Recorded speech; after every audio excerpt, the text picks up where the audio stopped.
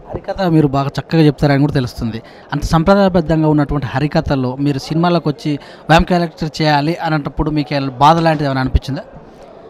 హరికథ అనేది నా ప్రాణం అండి. ఆరో ప్రాణం ఒక విధంగా. ఎందుకంటే నేను ఇక్కడ ఈరోజు ఇలా నిలబడడానికి, ఇలా ఉన్నాను అనడానికి కారణం అమ్మా నాన్న వాళ్ళంతా మ్యూజిక్ ఫ్యామిలీ. ఫాదర్ దగ్గర నుంచి వచ్చింది నాకు. తొలుగురు రామదాస్ గారు, పడాల రామదాస్ గారు, మా అమ్మగారు విజయలక్ష్మి గారు. వాళ్ళు కష్టాలు పడి మమ్మల్ని ఇలా ఈ స్థాయికి తీసుకొచ్చారు. వాళ్ళ కష్టాల వల్ల ఆ ఫలితం ఇప్పటికీ కూడా ఆ కష్టాన్ని నా కళ్ళలో కనిపిస్తూ ఉంటుంది ప్రతిరోజు నాకు.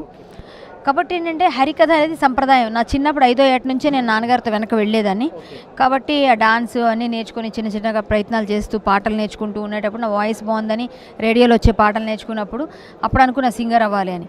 అది కుదరలేదు. అలా అలా అలా నాకు భయం కూడా ఉండింది. మనకేమో పెద్ద బాగా గోల్డెన్ స్పూన్తో ఏం పుట్టలేదు, కష్టాల్లో ఉన్నాం కాబట్టి అదన్నీ తెలియలేదు. ఇప్పుడు ఏం జరిగిందంటే హరికథ నేను 13వ ఏట నాన్నగారి దగ్గర అనుకోకుండా నేర్చుకోవాల్సి వచ్చింది.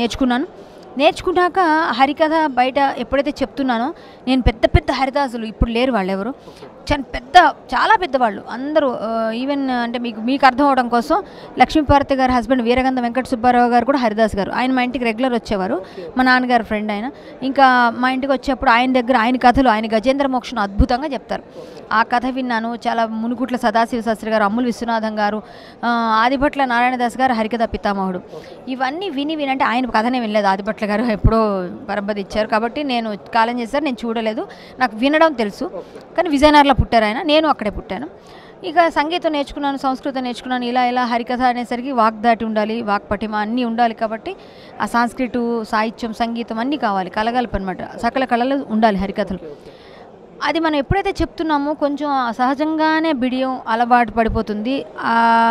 అంటే ఒద్దిక, వరవడి, నడవడిక అన్నీ వచ్చేస్తాయి హరికథలు. మనం చెప్పేది మంచి మాట, మనం చెప్పేది గోవిందుడి గురించి, మనం చెప్పేది రాముడి గురించి, కృష్ణుడి గురించి. అప్పుడు మీరు చెప్పే పని గోవిందనామస్మరణ చేయిస్తారు. మనమే ఆచరణలు చేయకపోతే ఎలా అని మనం అలా అలవర్చుకుంటాం. మనం మారిపోతాం, మన పర్సనాలిటీ మనం డెవలప్ చేసేసుకుంటాం. అలా అయిన తర్వాత నేను అనుకోకుండా ఇండస్ట్రీకి వచ్చా. చాలా కష్టాలు పడి, ఎన్నో ఇబ్బందులు పడి సింగర్ అవ్వాల్సిందే ఆర్టిస్ట్ అయ్యి, కొంతమంది సహకారంతో కొంతమంది నాకు క్యారెక్టర్స్ ఇచ్చారు.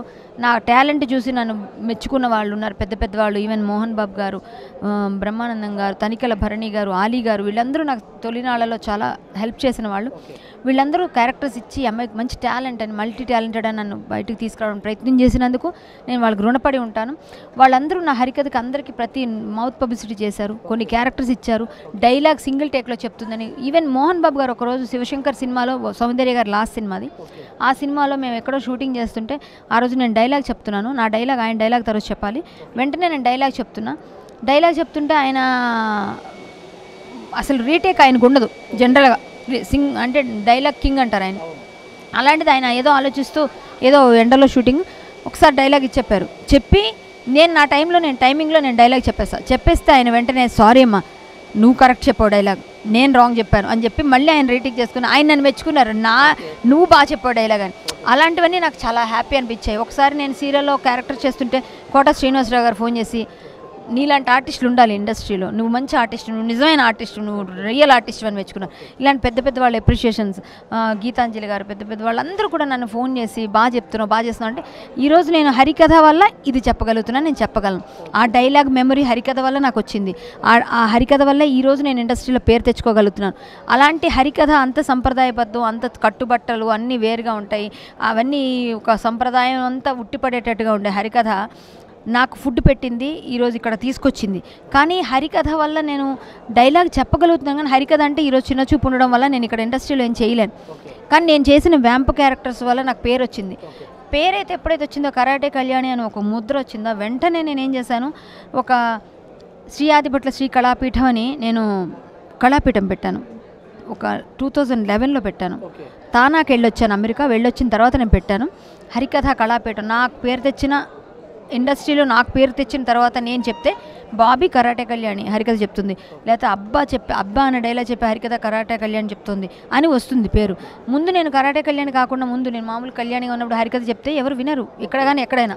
అంటే ఎందుకంటే ఎవరు వింటారు హరికథ, పాట పాడండి వింటారంటారు. అది ఇప్పుడు బాబీ చెప్తుందంటే కరాటే కళ్యాణి హరికథ చెప్తుందా, బయట చెప్పిద్దాం ఆవిడ ఏం చెప్తుంది విందాం అని కూడా క్యూరియాసిటీ ఉంటుంది. నేను స్టార్ట్ చేసా హరికథలు చెప్పడం బయట కూడా. నేను చెప్తే హరికథ బయటకు వెళ్తుంది. ఇప్పుడు అలాగే చాలా దగ్గర నేను చెప్పిన దగ్గర నుంచి ఈవెన్ తెలంగాణలో కూడా రమణాచారి గారు కూడా ఆయన పుట్టినరోజు హరికథలు పెట్టిస్తారు. ఎందుకు అంటే ముందు నేను అక్కడ పెట్టినప్పుడు పేపర్లో చూసి అమ్మాయి పెట్టిస్తుంది మనం కూడా చేయాలని చేశారు. ఆయన డైరెక్ట్ నన్ను ఫెలిసిటేట్ చేశారు, నువ్వు నాకు ప్రేరణ అన్నారు. ఇలా చాలామంది చేస్తూ ప్రతి ఊళ్ళో ఇప్పుడు హరికథ ఉత్సవాలు చేస్తున్నారు. ఎందుకు అంటే హరికథ ఇప్పుడు డెవలప్ అవుతుంది. ఈ హరికథ సంప్రదాయాన్ని నేను వదలలేదు. ఆ సంప్రదాయాన్ని విడిచి నేను ఎప్పుడు నేల విడిచి సామ్ చేయాలనుకోలేదు. బట్ ఏంటంటే ఇక్కడ క్యారెక్టరు వ్యాంప్ క్యారెక్టర్ చేసేప్పుడు ఆ క్యారెక్టర్ తాలూకా పరిధిలో డైరెక్టర్కి ఏం కావాలో అది చేయాలి. వాళ్ళకి బిజినెస్ కూడా కావాలి. నా ఫేస్ చూసి అయ్యో కరాటే కళ్యాణ్ ఉందంటే ఏదో ఉంది, కామెడీయో ఏదో ఉంటుంది అని చెప్పి రావాలి. అలాంటప్పుడు నా ఫేస్కి వాళ్ళు పెట్టుకున్నప్పుడు వాళ్ళు ఇచ్చే అమౌంట్కి న్యాయం చేయాలి. అలా అని చెప్పి నేను కొన్ని చేశాను మొన్నటి వరకు. ఇప్పుడు చేయట్లేదు. బట్ నేను ఇప్పుడు ప్రజెంట్ నేను కొంచెం కంప్లీట్గా అలా ఎప్పుడు ఫేడ్ అవుట్ అవ్వకుండా ఉండం కదా, అదే దీనిలో ఉండలేం కదా, అదే మన జోనర్లో ఉండలేం, గిరుగుచ్చుకుని మార్చుకుంటాం. అలాగే ఇప్పుడు నేను మదరో సిస్టరో వదినో వెళ్ళిపోతాను. కానీ ముందు హరికథ చెప్పక ముందు కూడా నేను వ్యాంప్ క్యారెక్టర్ చేసిన నా భక్తి కోసం నేను చేశాను. బట్ హరికథకి నేను ప్రాధాన్యత ఇస్తూనే ఉన్నాను. అప్పుడు చెప్పాను, ఇప్పుడు చెప్పాను, ఎప్పుడు చెప్తాను. దానికి నేను ఎప్పుడు ఇబ్బంది పడను కూడా. ఇప్పుడు హరికథ కళాపీఠం ద్వారా ఇప్పటికి 136 గంటలు ఇదే హైదరాబాద్లో నిర్విరామ హరికథ గాన యజ్ఞం చేశాము. లిమ్కా రికార్డ్స్ తీసుకున్నాము శ్రీయాదిభట్ల కళాపీఠం. మళ్ళీ ఇప్పుడు 108 రోజుల పాటు ఇప్పుడు విజయనగరంలో ఇవాళ నేను ఇప్పుడు ఇంటర్వ్యూ అవుతున్న టైంకి 56 రోజులు కంప్లీట్ చేసుకున్నాం మేము. 108 రోజుల్లో ఇంకా 52 రోజులు మిగిలి ఉన్నాయి. 57వ రోజుకి చేరుకొని మీతో మాట్లాడుతున్నా. మే 12, 2019 విజయవాడలో లాస్ట్ 108వ రోజు హరికథ ఉత్సవం అండి. కాబట్టి విజయవాడ చుట్టుపక్కల ఎవరు చూసినా ఆ రోజు మీరు రావచ్చు, ఆ రోజు హరికథ వినొచ్చు. మేబీ నేనే చెప్పొచ్చు, లేకపోతే ఎవరైనా చెప్పొచ్చు ఆ రోజు. కాబట్టి నేనేమనుకుంటున్నానంటే ఈ హరికథకి కరాటే కళ్యాణి వల్ల కూడా సేవ జరగాలి. నాకు పేరు వస్తేనే కదా నేను ఏదైనా చేయగలను. ఇప్పుడు నాకు ఆ మాత్రం గుర్తింపు ఉంది కాబట్టి నేను హరికథకి సేవ చేస్తున్నాను. ఎవరు సపోర్ట్ లేరు. ఈ హరికథలకి నా జీవితాశయం కూడా ఏంటంటే నేను అడుగుతారేమో ముందే చెప్తున్నా. హరికథ అనేది అంతరించిపోకూడదు. దానికి ఒక స్కూల్ కట్టాలి.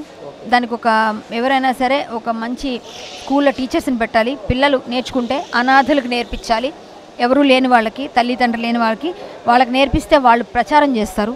వాళ్ళకి ఒక చదువిచ్చి చదువుతో పాటుగా ఇది కూడా చెప్తే వాళ్ళకు కూడా ఆత్మస్థైర్యం, నేను చదువులో ఉద్యోగం రాకుండా పాట పాడి బ్రతకగలను అని అది కూడా వాళ్ళకి కల్పించాలి. వాళ్ళకి కళావైభవాన్ని మళ్ళీ కాపాడాలి.